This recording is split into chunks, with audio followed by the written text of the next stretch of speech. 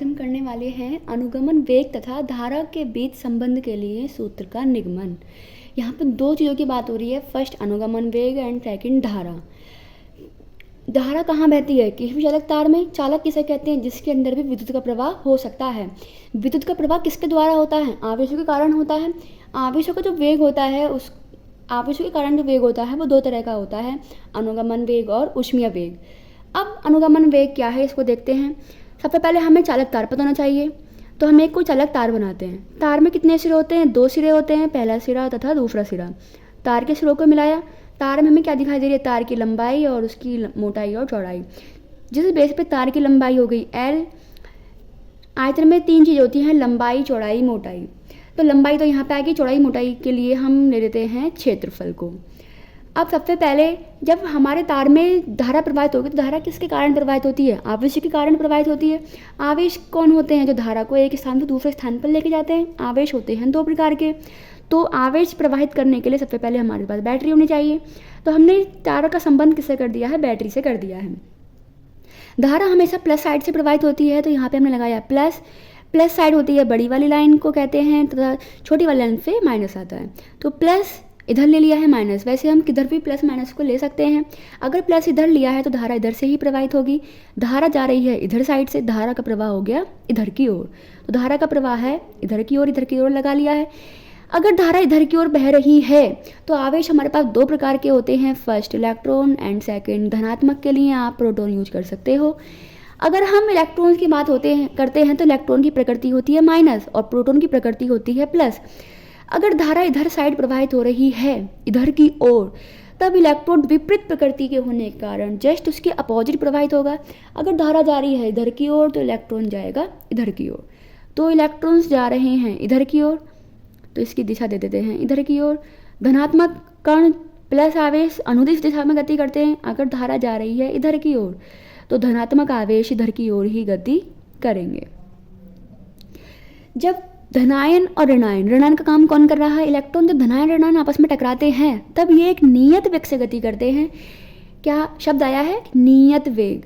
नियत का मतलब होता है एक समान, एक ही वेग से गति करते हैं। उसी नियत वेग को हम क्या कह रहे हैं? अनुगमन वेग। तो यहाँ पे हमें कौन कौन से सिंबल्स दिखाई दे रहे हैं? फर्स्ट आवेश दिखाई दे रहा है। आवेश की बात हो रही है। आवेश दो प्रकार के हैं, तार की लंबाई है, मोटाई चौड़ाई किस में आ गई है? क्षेत्रफल में, जो कुल मिला के क्या बना रहे हैं? आयतन। धारा हमेशा प्लस साइड से प्रवाहित होती है।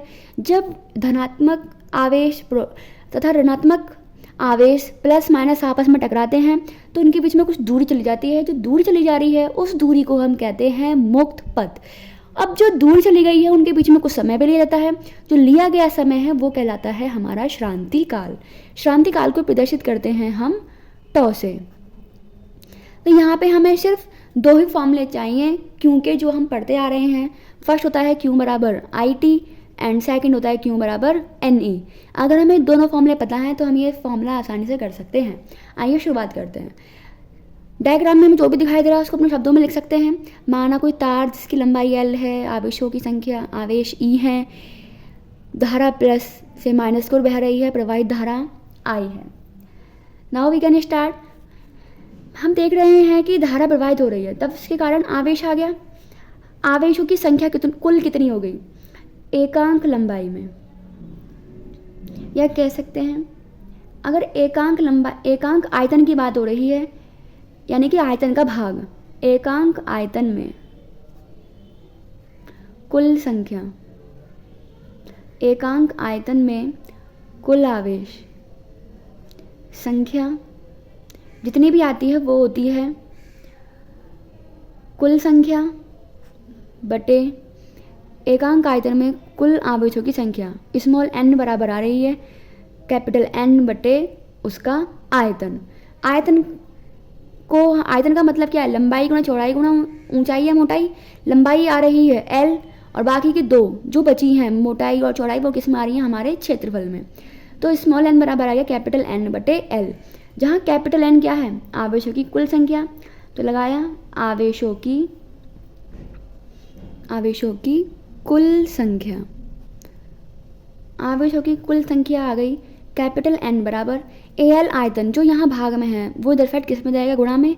छोटे n में किसकी गुणा हो गई? AL की। कुल संख्या आ गई कैपिटल N बराबर NaL। इसे इक्वेशन फर्स्ट मान लिया है। हमें आवेश के सिर्फ दो फॉर्मूले चाहिए, फर्स्ट Q बराबर Ne एंड सेकंड Q बराबर IT। Q बराबर Ne लगाते कैपिटल N, तो Q बराबर कैपिटल Ne। कैपिटल N का हमें मान दिखाई दे रहा है NaL, कैपिटल N की जगह लिखा हमने NaL, N गुणा हो रही है E की, तो यहाँ पे E की गुणा कर दी। Q बराबर Ne से आ गया कैपिटल N बराबर NaLe। इसको इक्वेशन सेकंड मान सकते हैं। आवेश के सिर्फ दो ही फॉर्मूले लगने हैं, फर्स्ट Q बराबर Ne एंड सेकंड Q बराबर IT।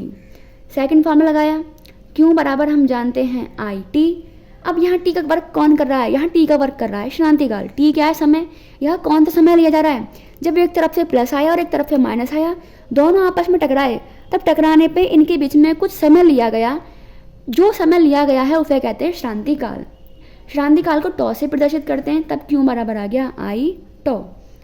हम क्या देख रहे हैं, Q बराबर NaLe एंड Q बराबर IT, दोनों ही Q के मान हैं, दोनों को बराबर रख सकते हैं समीकरण 1 व 2 से।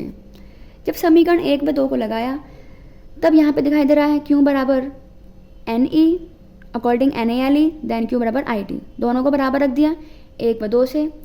I टॉ बराबर आ गया NaLe। हमें फॉर्मूला किस किस के बीच निकालना है, अनुगमन वेग तथा धारा के बीच। धारा यहाँ दिखाई दे रही है I, यहाँ टॉ गुणा में है, इधर साइड किस में ले जा सकते हैं, भाग में NaE साइड में लिखा, यहाँ पे L बचा है L, यहाँ टॉ गुणा में इधर साइड किस में आ गया, भाग में। अब यहाँ L क्या है, लंबाई है तार की। जो तार की लंबाई है वो किसका वर्क कर रही है, दूरी का वर्क कर रही है। दूरी किसके लिए आ रही है, आवेश के लिए। एक स्थान पर दूसरे स्थान पर जाने के लिए दूरी आ रही है। हम जानते हैं वेग बराबर होता है विस्थापन बटे समय। वेग बराबर विस्थापन बटे समय, या चाल बराबर दूरी बटे समय। वेग आ गया हमारा, अनुगमन वेग को प्रदर्शित करते हैं Vd से। विस्थापन यहाँ से लेकर यहाँ तक की जो बीच की दूरी है वो कितनी है हमारी L। समय, आवेशों के टक्करों के बीच में जो समय लिया गया है वो समय कितना है, टॉ। Vd बराबर आ गया L अपॉन टॉ, तो यहाँ पे लिखा NaE तो लिखा हुआ है ही, L अपॉन टॉ की जगह कितना आ गया हमारा Vd। तो ये फॉर्मूला आ गया हमारे अनुगमन वेग तथा धारा के बीच संबंध के लिए सूत्र। अगर डेरिवेशन समझ में आया है so please like, subscribe and share. अपना फीडबैक देना ना भूलें। Thank you.